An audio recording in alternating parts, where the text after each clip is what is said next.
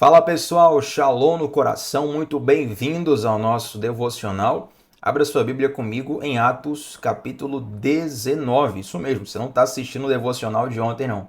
Estamos no mesmo capítulo e eu quero compartilhar com vocês hoje a partir do versículo 18. Então, Atos 19, versículos 18 e 19. Nos últimos 2 dias, nós falamos de duas histórias que estão nesse capítulo. A primeira delas foi a história onde os filhos de um sumo sacerdote chamado Cefas, eles tentam expulsar um demônio no nome do Jesus que Paulo pregava. E o demônio, na verdade, diz que conhecia Jesus, conhecia Paulo, mas não conhecia aqueles jovens. E eles acabam sendo surrados e envergonhados. E isso trouxe um grande impacto para a cidade de Éfeso.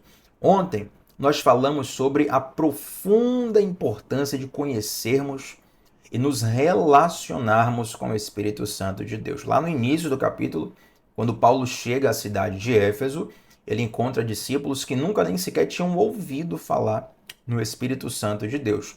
Lembrando sempre que todos os devocionais ficam salvos aqui no canal. Você pode revisitar a hora que quiser e também assistir a hora que quiser. Nós transmitimos pela manhã, mas tem várias pessoas que assistem durante o dia, algumas assistem antes de dormir. Tiago, antes de dormir é o horário que eu tenho para assistir o devocional e eu não perco. E glória a Deus por isso. Deus tem feito tantas coisas preciosas, gente. Eu só tenho a agradecer ao Senhor por esse momento tão especial que nós temos diariamente aqui, meditando nas Escrituras. Hoje eu quero ler sobre a consequência do que ocorreu, tá? Dessa história onde esses jovens tentaram expulsar o demônio. O demônio bate neles, né, espanca eles, deixam eles nus e feridos. E aquilo gera um grande temor nas pessoas, porque as pessoas começam a perceber que não era qualquer pessoa que poderia usar o nome de Jesus. E essa é a grande lição, né? Jesus ele não pode ser só um discurso nos nossos lábios, mas precisa ser uma realidade dentro do nosso coração. Então observe, a partir do versículo 18, vamos ler aqui o 18 e 19, só pegar aqui, gente. Algo bem interessante aconteceu na cidade de Éfeso. Olha só, deixa eu colocar aqui. Vamos lá, Atos 19, versos 18 e 19. Olha o que diz. Muitos dos que creram confessaram suas obras pecaminosas, e vários deles, que haviam praticado feitiçaria, trouxeram seus livros de encantamentos e os queimaram publicamente. O valor dos livros totalizou cerca de 50 mil moedas de prata. Vamos repetir. Muitos dos que creram na pregação do Evangelho confessaram suas obras pecaminosas, e vários deles, que haviam praticado feitiçaria, trouxeram seus livros de encantamentos e os queimaram publicamente. O valor dos livros totalizou 50 mil moedas de prata. Vamos ver o versículo 20 também. Assim, a mensagem a respeito do Senhor se espalhou amplamente e teve efeito poderoso. Eu já citei aqui nos últimos dias, e é importante relembrar, que Éfeso era a segunda maior cidade do Império Romano e ela estava imersa num profundo sincretismo religioso. Uma mistura da influência helenística, da influência grega, da mitologia e da religiosidade grega, com o misticismo oriental. Então, Éfeso era uma cidade profundamente mergulhada na feitiçaria pagã. Inclusive, por conta disso, penso eu, e já dissertei um pouco mais, já falei um pouco mais disso nos devocionais anteriores, por conta disso, penso eu que Deus ele age com muito mover sobrenatural ali. Provavelmente aquelas pessoas precisavam de uma ação sobrenatural, de um toque miraculoso, de algo fora da curva, para crerem no poder desse Deus. Mas eu quero enfatizar aqui que quando o evangelho é pregado e as evidências do poder de Deus são demonstradas, isso abre uma janela de convite para nós. Tem uma frase que há muito tempo Deus me deu essa frase, e volta e meia eu repito ela nas redes sociais, nas pregações e conversas com amigos. Se você quiser anotar essa frase, coloca aí. Toda revelação gera uma expectativa de posicionamento. Toda revelação gera uma expectativa de posicionamento. Quantas pessoas querem ouvir Deus falar? E ouvir Deus falar é o perigoso. Porque quando Deus fala, isso requer de nós, isso vai abrir uma janela de tempo das nossas vidas, onde nós precisaremos nos posicionar acerca daquela palavra. Pega como exemplo a história de Abraão. Abraão tem um filho, Isaque, e aí Deus chega para Abraão e fala assim: Abraão, eu quero que você sacrifique o meu filho Isaque. O teu filho Isaque. Enquanto Deus não falou, Abraão não tinha obrigação de fazer nada. Quando Deus emite uma ordem, ali você tem um momento de decisão. Abraão vai obedecer ou desobedecer. Abraão obedece, Deus entra com a provisão, Isaque não precisou ser morto, a história todos nós conhecemos. Então, toda vez que você clamar para que Deus fale com você, é necessário estar não apenas com o teu coração aberto para ouvir a voz de Deus, mas com as suas mãos disponíveis para obedecer a direção do Senhor. Então, no momento em que o evangelho é pregado na cidade de Éfeso, o evangelho é espalhado, o poder de Deus é demonstrado, muitas pessoas começam a se converter, a se arrepender dos seus pecados. Olha o que diz o versículo 18, gente. Muitos dos que creram confessaram suas obras pecaminosas. Primeira coisa, o que é confessar as obras pecaminosas? É você reconhecer o seu erro. Gente, uma das coisas mais desafiadoras ao coração orgulhoso é reconhecer que está errado. E muitas vezes essa dificuldade de reconhecimento vem porque nós estamos com o ego muito inflamado, estamos com a nossa carne muito inflamada. Mas quando Jesus se apresenta para nós, a luz de Cristo coloca evidência nos nossos erros, não para nos acusar, mas para nos dar uma oportunidade de mudar de vida. Então, muitas daquelas pessoas que tinham uma experiência com ocultismo, uma experiência com feitiçaria, que eram profundamente envolvidas com obras malignas, satânicas, elas começam a se arrepender, começam a confessar que estão no caminho errado. E olha o que acontece.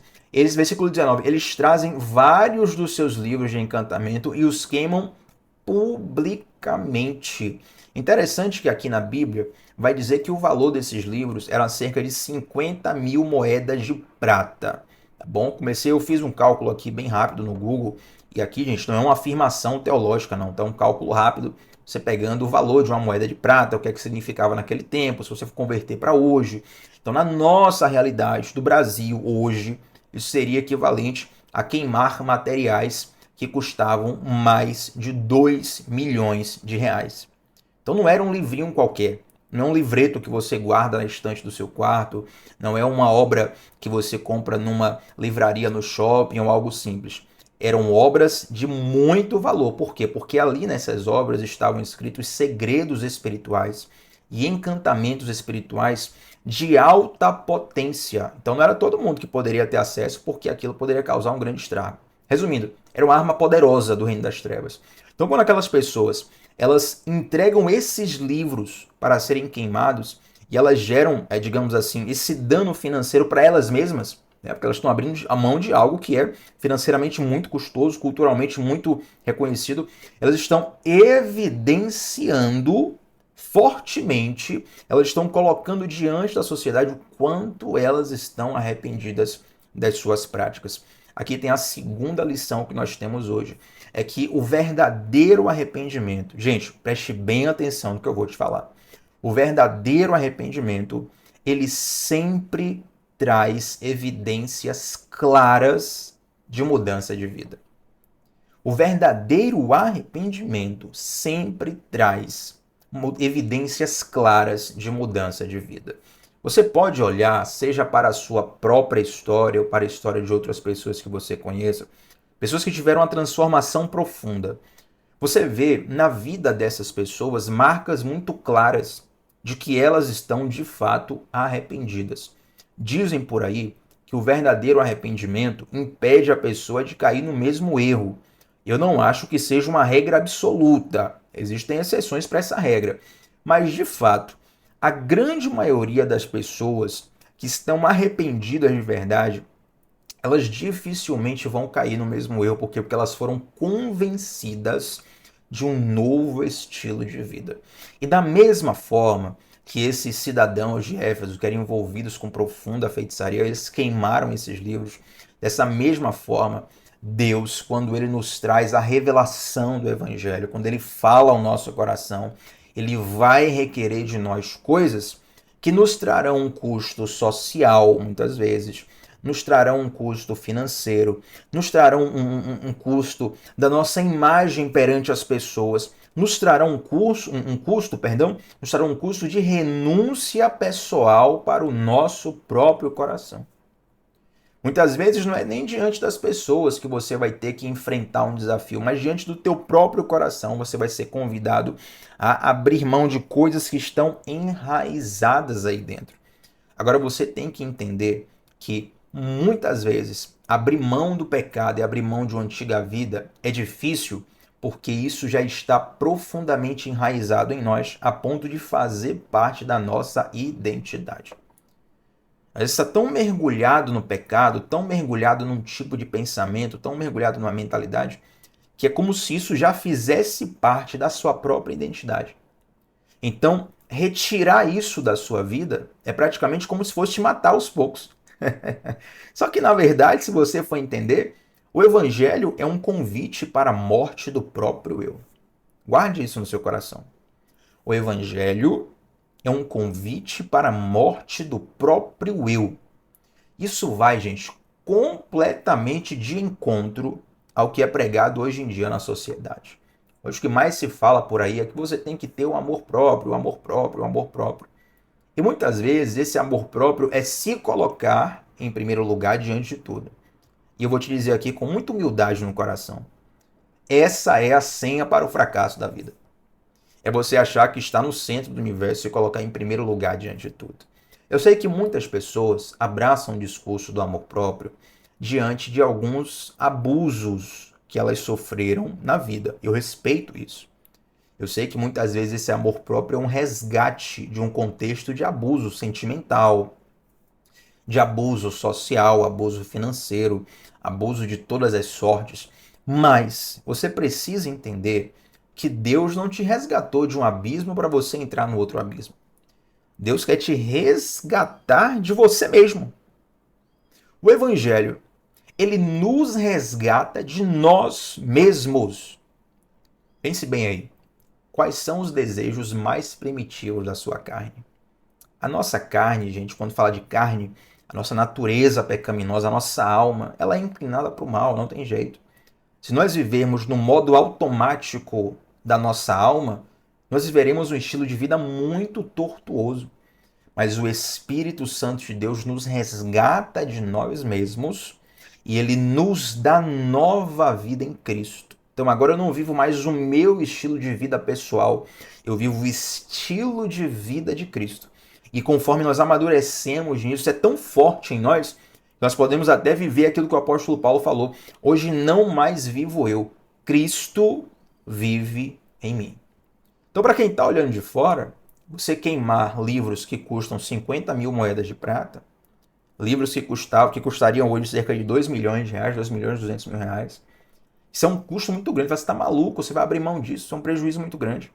Só que quem encontra o verdadeiro tesouro, o verdadeiro evangelho, sabe que tudo o que nós abrimos mão no mundo para Cristo não se compara com o que Cristo pode nos dar. Esse devocional de hoje, na verdade, ele é um convite para que você evidencie com as suas decisões, com as suas obras, com os seus sentimentos, um verdadeiro senso de arrependimento. E essa não é uma evidência que você consegue fazer pela sua própria carne. Isso é algo que só o Espírito Santo pode gerar dentro de você. E sabe como o Espírito de Deus gera isso muitas vezes dentro de nós, gente?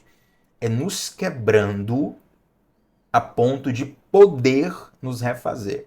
Pensa comigo na ilustração do vaso. Em outro momento vou até fazer um devocional melhor sobre isso. Mas muita gente pega aquele exemplo, né, de que Deus é o oleiro e ele quebra o vaso para refazer.